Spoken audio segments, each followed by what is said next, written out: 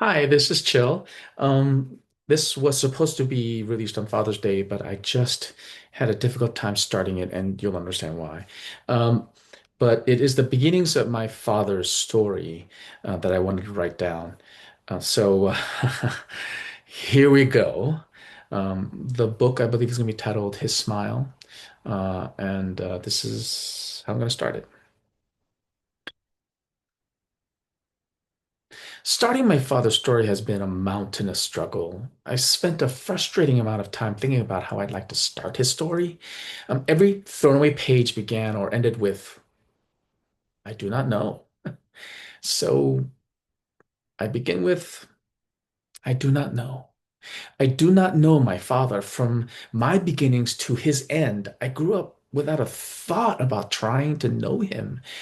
Yes, we upheld the stoic Korean male stereotype. I know. Surprising for all who know me, the artist who speaks his mind. Is that how people think of me?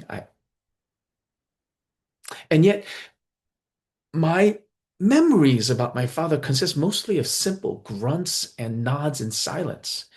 I look back at each wrinkled smile, each bated breath, and think of the multitudes he did not convey. He spoke so little to me, to my sisters, to whomever friends he had, even to my mother. He let his smile do most of the work for him. He was handsome in his silence, a quiet charm that lingered, like a fog or a smoke machine anticipating an entrance of some kind. I wish I could have talked about his smile at his funeral. Sorry, I forgot to mention he passed away in the spring of 2022. He passed quietly in his sleep from complications of pneumonia. I wish I had mentioned that too, the quiet part, but I didn't. I did not speak at his funeral. The storyteller did not have the stories, a story, any story that could fill the gaps of mystery between us, between son and father. So when my family asked me to speak for him, to share a moment, my mind was blank. In reality, we did have happy moments. Maybe I could have spoken about the fishing trips, the drunken parties. The first time I tasted beer was in my teens. I stupidly fell asleep on the sofa as my parents partied with a group of friends through the night, ending with my father pouring beer into my snoring mouth. The first time I heard my father sing, I remembered feeling a song I could not understand deep in my gut when he was singing. He was singing Heartbreaking by Namjin or Love is the Seed of Tears by Nahune or any of those sad love songs that broke the hearts of Koreans in the 60s. They reminded me of the longing in the old school country songs sung by Patsy Cline or Kenny Rogers. His eyes would sparkle when he sang.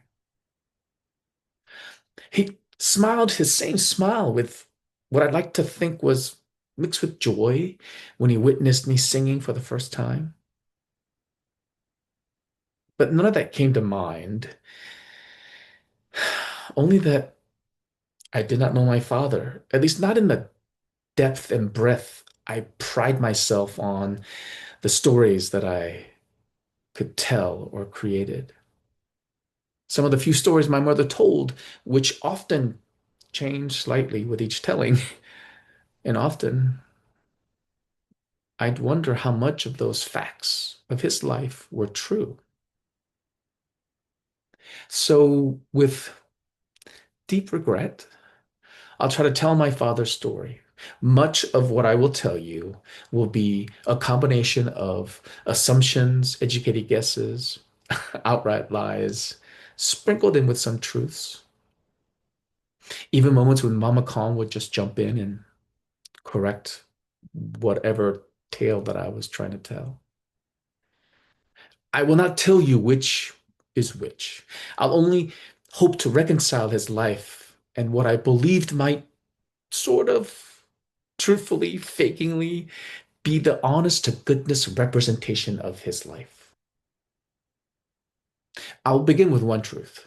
At this time, when I should have been able to stand in front of his family, my family, and speak about him at his funeral, I failed him. I do not blame myself for this sad fact. As the eyes of my family looked for something, a revelation, I was lost in the middle, in the small moments, wondering what he was smiling about. Those few times I'd caught him smiling as I leaned back in his lazy boy just before he fell asleep. That moment as you reach REM where your emotions no longer suffer the masks we wear to conceal our true awakened selves. All of his smiles seemed different. All of his smiles felt different. The lines on his face, even now, as I see him in his coffin, seem somewhere I will never know. Rather than guessing at his story, I waved my family off and let my brother-in-law speak about him. I could feel a sort of glass bowl, a see-through globe forming around my head. They were talking, but I did not hear a thing.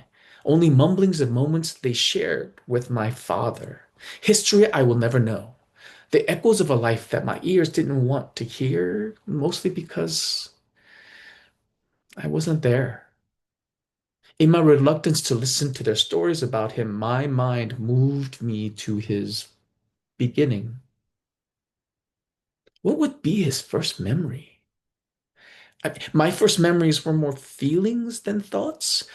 The warmth of my grandfather as he carried me tucked inside his coat on his morning walks to his auto shop in the middle of winter. While the time I ran through the market naked because I wanted a picture of me in a boat like all the other baby photos I'd seen that day before. Or I imagine a desperately cold winter on my grandfather's land just side of Jeonju. Yes, that Jeonju. I come from a land owning family from the small town as the great leader and founder of North Korea. The story goes that my grandfather was killed as a Korean liberator during the Japanese occupation during the Second World War.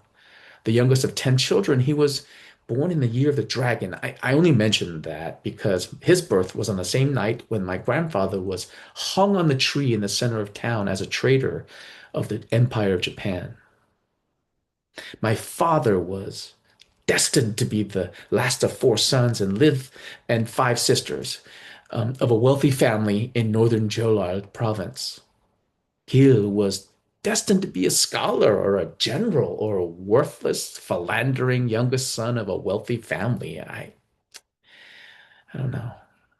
All those possibilities were taken from him first by the Japanese, then by his brothers who sold their family land for cheap to an opportunistic chaebol before they were powerful or even called chaebols.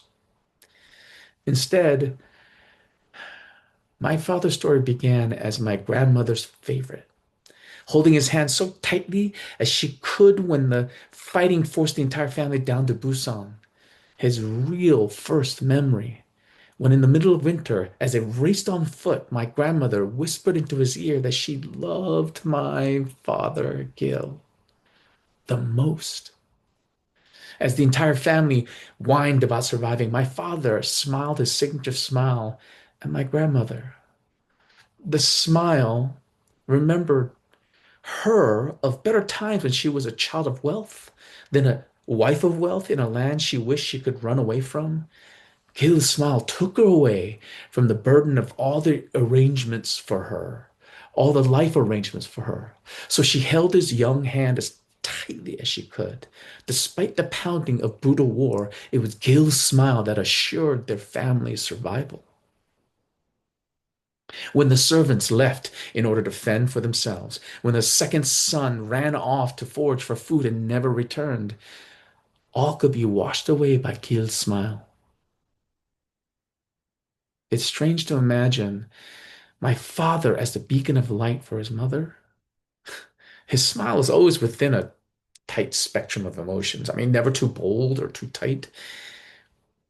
Yet looking through his mother's gaze, I could see the rising sun sparkling in the reflection of his eyes as gunfire can be heard in the distance.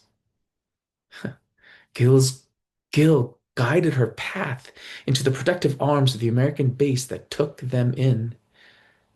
He smiled like a shield as he walked his mother into the civilian camp.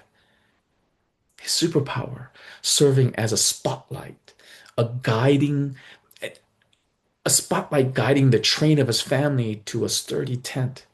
And for the first time in a long time, they were warm. What was unexpected? Gil's tears of relief as he stood alone in the cold night. He sat just outside of the tent and away from the ears of his mother and wept. Deep sobs that could only be expressed by a child who survived by forcing down every emotion he ever felt. Gil was 10 years old. So that was kind of the prologue of the first few pages of the first chapter. If you like, please click like and of course subscribe. Looking forward to hearing your thoughts. Would love to hear your responses, what you liked, what you didn't like. I am again writing these in draft form to get some feedback as I present this. And thank you very much. And I look forward to hearing your responses.